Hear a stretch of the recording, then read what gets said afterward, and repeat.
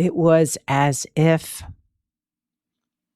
a whole new light had been shed on my past life. A whole new light had been shed on me as a young girl, as a baby, as a young woman, as a teenager, that there was so much that I had held in, so much that I had kept to myself, so many feelings, emotions, experiences that I kept quiet about. That having this new way to see my life, new way to see myself and honor those sensitivities was a blessing, but also it was hard because all of a sudden there was a part of me that wanted to go back in time and fix what hadn't been done right. Hi, I'm Biz Cush, a life coach and therapist, and your host here on the Awaken Your Wise Woman podcast. We're talking to women all over the world who found their way back to themselves, to their inner knowing, to their intuition, to their wisest self. We're exploring how to feel alive, authentic, engaged, and fully present in your life. Let's awaken your wise woman. Hi, and welcome back to the Awaken Your Wise Woman podcast. I'm your host, Elizabeth Cush, otherwise known as Biz. Whether you're a new listener or have been tuning in from day one, almost 7 years ago, maybe it is 7 years ago, I always forget. I appreciate that you're here. I appreciate you're here with me. This season feels particularly close to my heart because we are focusing on sensitive women and being highly sensitive. It's such a beautiful thing to be in community with other sensitive souls. And so if you are highly sensitive, I hope that you are receiving whatever it is you need from the podcast. And today is tough for me. I think it's a week past the news of the election and the results of the election. And I think I'm just sitting with that. And it has taken me some time. And yes, of course, I've been going through this with everyone as well. But I think recognizing that the grieving is really still very present for me. Another 4 years of an authoritative leader who seems not to care for the needs of others other than people like himself just feels too icky and a little scary, a lot scary. So I just wanted to own that. I just wanted to honor that. If that is where you are, of course, my goodness, of course, I am there with you and feeling it with you. And I'm working on centering and meeting those parts of me with compassion because that's what I need. I need to feel compassion towards myself, but also compassion towards, I'm working towards this, compassion towards the people who are so afraid, so fearful. Yeah, I just am holding space for the fear, holding space for the unknown, what's to come. And again, if you are in this and also feeling similarly, I just want you to know my heart is with you. And there are people out there to lean on, people out there to support you, whoever that might be for you. And my intention this episode was to really talk about my journey of finding an aligned life, a life that really supported me, that really supports my needs and what that means. Because I think a lot of times we assume if we are making a priority, if we're making us a priority, that that means we're being selfish, or we're not taking care of others, or we're negating other people's needs. And that is not the idea, not my idea of what it means to live an aligned life. For me, I think I realized after my kids had grown and flown that so much of my energy in my relationships, all of my relationships, not just with my kids and in my family, but all of my energy was being put towards others. And it began to impact my health, my well-being, my mental well-being. And so small shifts needed to happen and started to happen once I really began to focus on work and creating this career that I had dreamed of as a therapist. But work became all consuming, and all of my energy was being put into work. All of my energy was being put into other people's agendas. But even when it was work that was centered on my desires, my needs, I was still leaving my needs, my emotional, spiritual, energetic needs behind. I thought if I could create this business that came from my heart, that it would fill something that was empty. I thought that about kids too. When I had kids, I thought when I have my children, these babies will fill a hole that needed love and compassion and care. And then I think I turned to friends, hoping that friends could fill that void for me as well. So their agendas became my agendas. Their emotional needs became my willingness to step in and help. But all of that became more of a burden than a joy. I began to feel burned out with work. Some of the friendships that I really valued and thought were so aligned with me and my needs turned out that wasn't so. And I think the pandemic and the having to isolate ourselves really highlighted that for me. It really made me see what was missing in those friendships. And honestly, for so much of my life, fear was what drove me. Fear of not being loved, fear of the what if, fear of the unknown.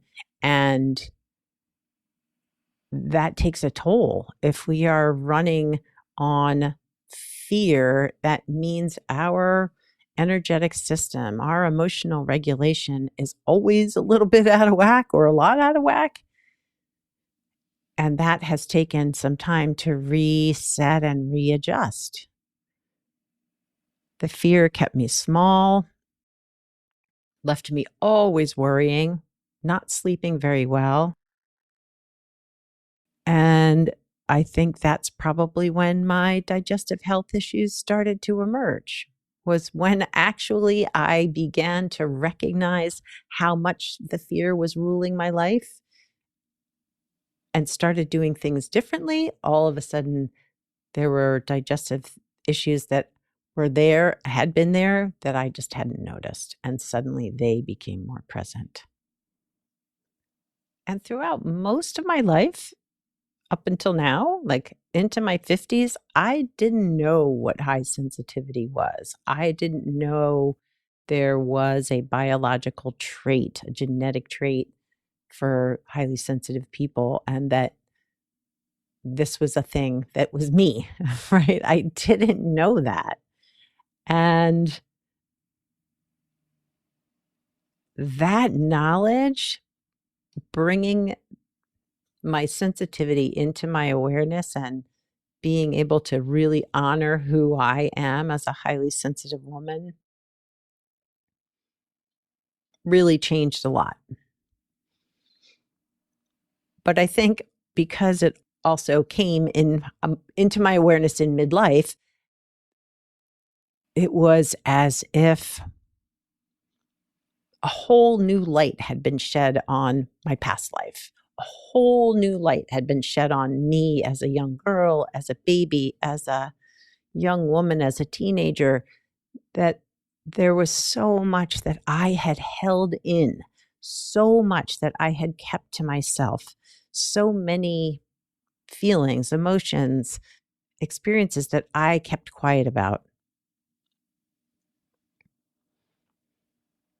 That having this new way to see my life, new way to see myself and honor those sensitivities was a blessing, but also it was hard because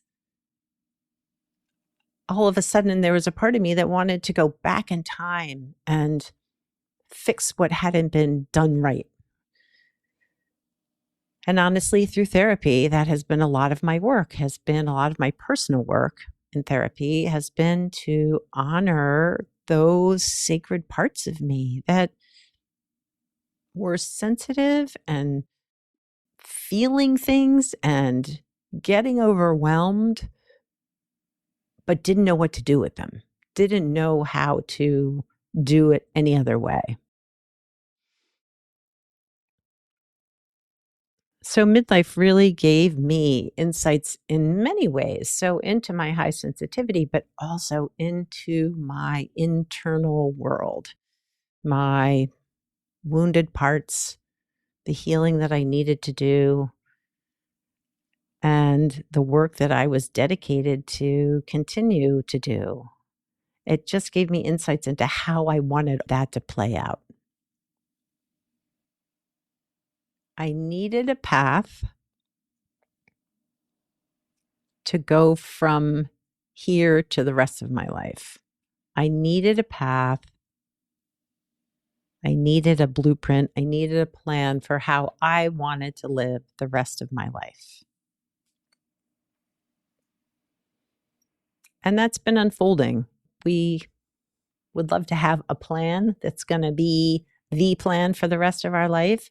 But with each step in the journey, the plan shifts and changes and moves and morphs. And I have been honoring that life is changeable. Life is not all straightforward, a linear path. And if I can just take it one step at a time, then I can see what's next. And a lot of the relearning for me was learning to take care of my needs first. And that doesn't mean selfishly saying, I don't care what you need to do, I'm doing it my way. That's very much not me. It meant being able to say, for instance, like if there was a plan to go to a party and it was filled with people I didn't know and it was going to be at a place I didn't know, and that made me feel uncomfortable. Well, in that moment, it wasn't as if I wasn't going to go because this was important to whoever I was going with, right? I had made a commitment. It felt important to go, but I could honor that this was hard. I could take a moment and say, this is going to take me a minute to adjust to this. I might need to hang back a little bit, or I might need to go home early. So being able to voice what I need, even in difficult situations. So putting my needs first in a way that honored me, being able to voice them. And honoring my sensitivity. It has taken me some time to recognize how often it gets activated, how often there are other parts of me that get activated around my sensitivities. So, for instance, like I can really minimize if I'm feeling sick and unwell or even emotionally unwell. It's very easy for me to say, I'm fine. I'm good. because there are parts of me that learned really early on that to make a fuss, to sort of push back against whatever the plan was, that it was safer to just go along. And so I really am learning to honor my sensitivities. If I feel overwhelmed, to take care of myself. When I work, I've created a schedule that blocks time off from clients and gives me space to rest and reset before I jump into a new client day. And just as important as honoring my needs around work or social occasions, it's really important to honor taking care of my physical self, my energetic self, and my spiritual self. And so that's been a new element that has been added to my living a more aligned life, embracing these parts of me that really want to be seen around the spiritual, the energetic, and my mental health. I think that it's been really important to honor that I have parts of me that crave learning. There's one, but also that crave diving deep into the more metaphysical aspects of life and living. And so I've been learning to be open to that in this new aligned space of midlife for myself. And along the way, having to learn to love me with all of my imperfections because, well, one, none of us are perfect. And are there things about me that I don't love? Sure, absolutely. But instead of saying, I don't love that part of me, I could say, maybe I don't like that as much as I wish I did.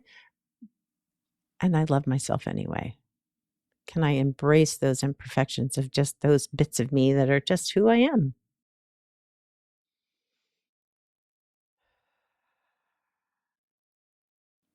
I think the biggest step forward is knowing that I have choices, that I can center myself to make the choices that work for me. And that's really, really important because if we're living in fear, living in the trauma, we get so hyper focused on whatever the next step is versus what choices do I have? Are there other steps that I could take? Is there another way to do this? And being open and honest with the people that I love and care about. That's always been a challenge with me too. Not the honest part, the openness. I have kept a lot of my stuff in. And I'm learning that is a thing I don't want to do anymore.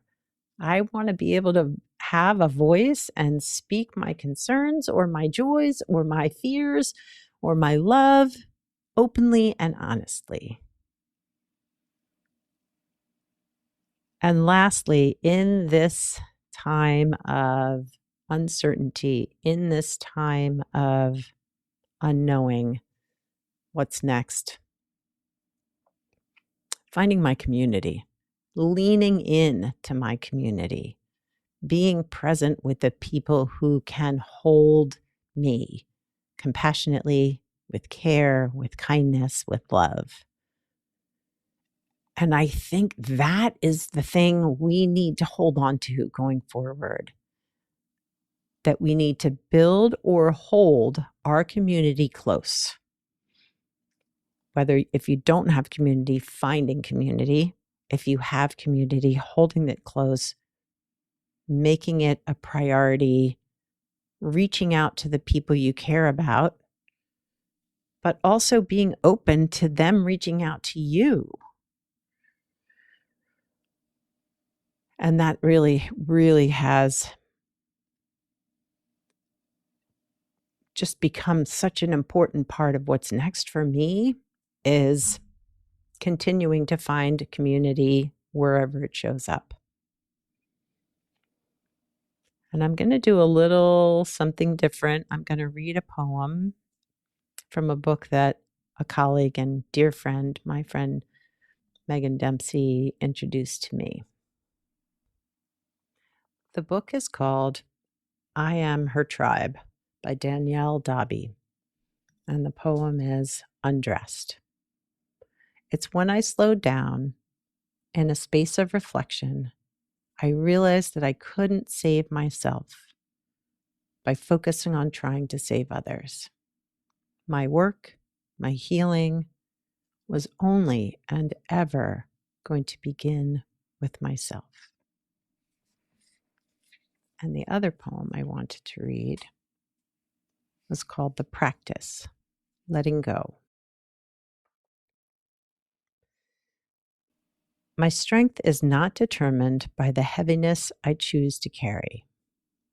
When I loosen my grip on what once was, I allow myself to experience the fullness of what is now.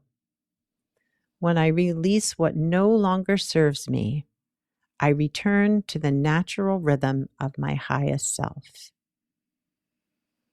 To be connected to self is to be connected to the very ground I stand on, the foundation where all rises from. My past does not define that I am. It waters my roots and prepares me for where I am going.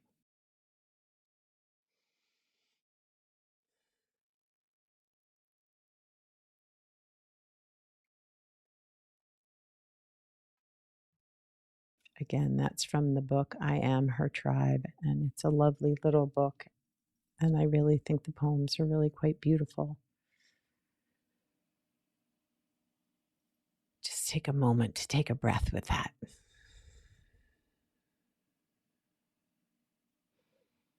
Well, thank you for joining me here today. Again, it feels heavy, and yet I do feel a renewed strength to build community, to find others in our tribe, because we as highly sensitive people are going to feel a lot over the next few years. And we need our tribe to hold those feelings, but to also be compassionate and caring and accepting of all of them.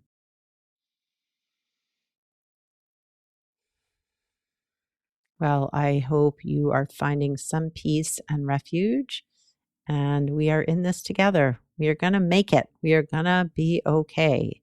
It will be challenging, and we're here. We're here.